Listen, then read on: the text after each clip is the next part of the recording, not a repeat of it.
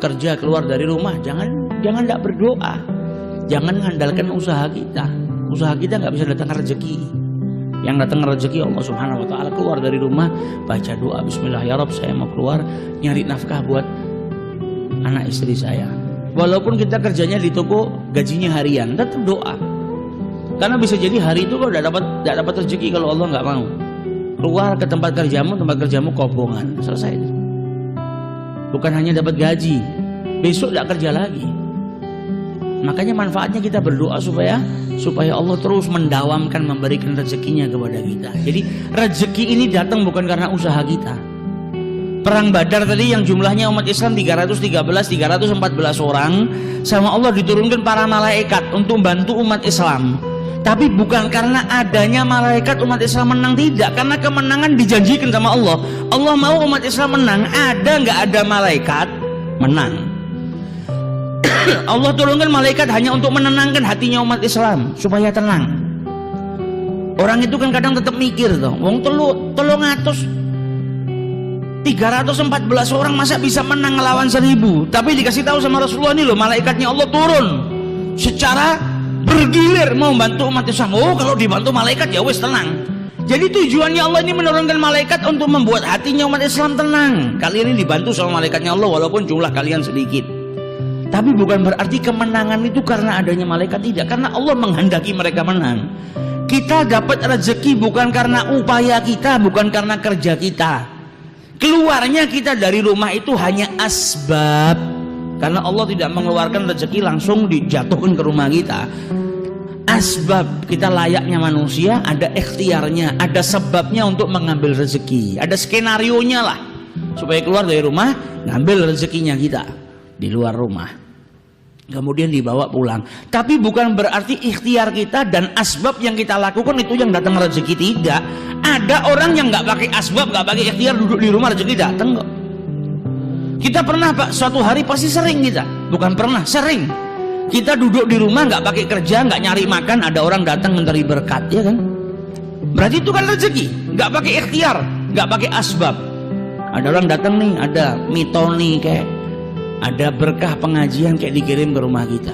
Kadang duduk di rumah tiba-tiba ada tamu datang ngasih buah-buahan, padahal kita nggak ada ikhtiarnya. Nah ini rezeki daripada Allah Subhanahu Wa Taala. Yang terkadang kita diingatkan sama Allah, nih loh, kau nggak pakai ikhtiar saja, kalau Allah menghendaki kau dapat rezeki, dapat. Tapi karena kita ini manusia ya harus pakai ikhtiar. Tapi bukan berarti ikhtiar itu yang datangkan. Tapi ada daripada kalangan hamba-hambanya Allah yang khusus nggak pakai ikhtiar, rezekinya didatangkan sama Allah Subhanahu Wa Taala. Nah kita nggak bisa, belum sampai derajatnya seperti itu, karena kita tawakal aja masih mikir kok. Tawakal sama Allah masih mikir, iya nek selamatnya orang selamat piye. Nah tawakalnya kita masih ragu. Lah kalau mereka tawakalnya luar biasa, jadi jauh derajatnya. Sampai dulu pernah Imam Syafi'i ini berbeda pendapat dengan gurunya Imam Malik. Masalah apa? Masalah rezeki. Dalam hadisnya Rasulullah dikatakan, lau annakum tawakkaltum 'alallahi haqqa tawakkulihi, kalau kalian ini benar-benar bertawakal kepada Allah dengan sebaik-baik tawakal, la razaqakum kama yarzuqut thair, kalian pasti akan diberikan rezeki oleh Allah Subhanahu Wa Taala sebagaimana Allah memberikan rezeki kepada burung. Taghdu, burung itu keluar di pagi hari dalam keadaan khisaman, perutnya kosong lapar, kemudian kembali dalam keadaan kenyang. Nah Imam Malik bilang apa? Di sini yang paling penting tawakalnya. Kalau orang tawakalnya kepada Allah Subhanahu Wa Taala haqqa tawakkulihi, benar-benar bertawakal kepada Allah Subhanahu Wa Taala, nggak pakai ikhtiar, rezeki datang. Imam Syafi'i bilang enggak, karena ada perbandingan. Seperti burung yang keluar di pagi hari dalam keadaan perutnya kosong, kembali dalam keadaan lapar. Berarti kan ada ikhtiarnya, keluar dulu dari rumah untuk cari pengisi perut. Ada perbedaan pendapat. Tapi orang dulu kalau beda pendapat indah, nggak kayak orang sekarang berbeda pendapat kafir-kafiran, iya kan? Malah musuhan, malah mencaci satu sama yang lain. Perbedaan pendapat ini rahmah, jangan dirubah jadi balwa, bencana. Imam Syafi'i punya pendapat seperti ini, Imam Malik punya pendapat seperti ini. Akhirnya Imam Syafi'i keluar dari rumahnya Imam Malik sambil berpikir, masih belum puas dia. Enggak, orang cari rezeki harus ikhtiar. Ya benar. Pendapatnya Imam Syafi'i benar, pendapatnya Imam Malik juga benar. Terkadang ada orang tanpa berikhtiar dikirimkan rezekinya sama Allah Subhanahu wa taala ke rumah. Tapi kadang juga ada waktunya kita berikhtiar kepada Allah Subhanahu wa taala. Maka di tengah jalan Imam Syafi'i ketemu sama orang tua, mau bawa kurma 1 karung, ngangkat gak kuat, habis panen. Maka kata Imam Syafi'i, sini saya bantu. Dibantu sama Imam Syafi'i, dibawakan sampai ke rumahnya. Sampai di rumahnya pemilik kurma tadi, karena sudah bantu, diambilkan kurma, diberikan kepada Imam Syafi'i. Ini kurma buat kau, kau tadi sudah bantu saya.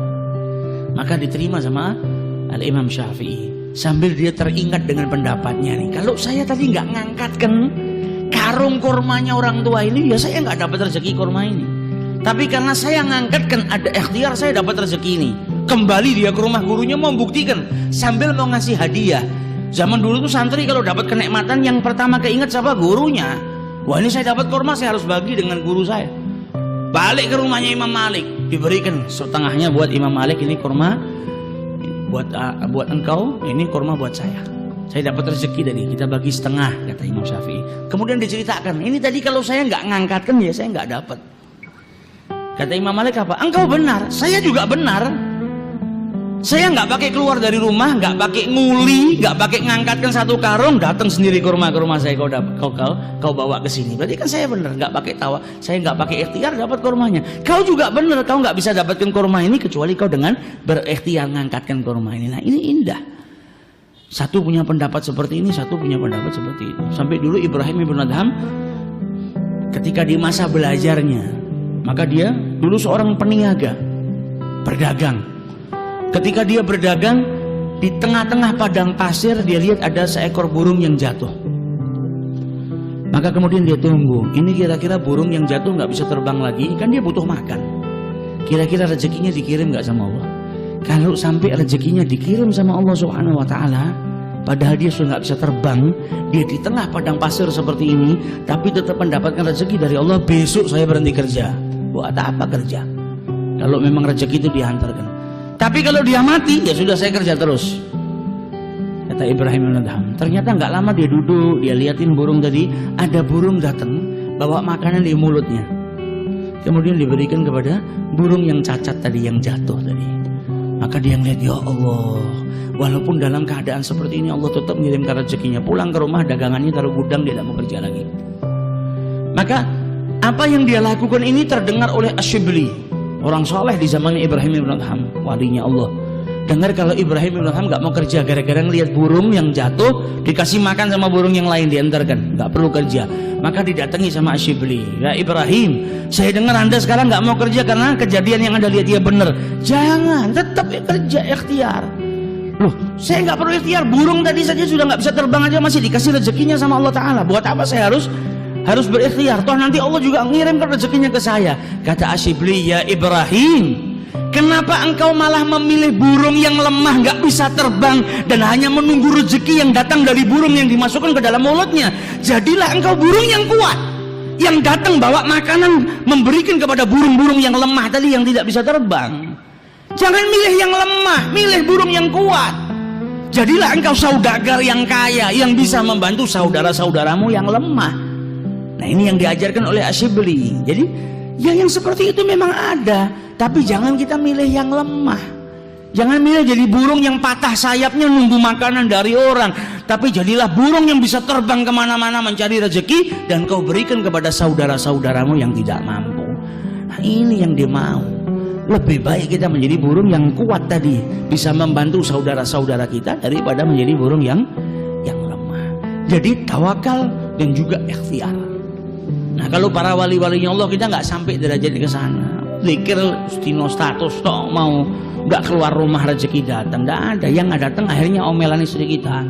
Jadi lanang nang omah tok ora tau metu. Nah, akhirnya sarapan kita omelan, makan siang kita omelan. Kayak orang yang dulu datang ke kiai ngeluh, Yai, saya tahu tuh salam itu khutbah Jumat itu kan seminggu sekali. Lah kok istri saya tiap pagi sampai malam khutbah terus, nggak pernah berhenti. Lah kui salahmu. Lah kamu yang nggak didik istrimu, kamu yang nggak nyari nafkah, ya akhirnya mulai dari pagi sampai malam khutbah Jumat istrimu. Nah kalau kita nggak ikhtiar, yang ada gitu sarapan kita diomeli bojo, makan siang kita diomeli bojo. Jadi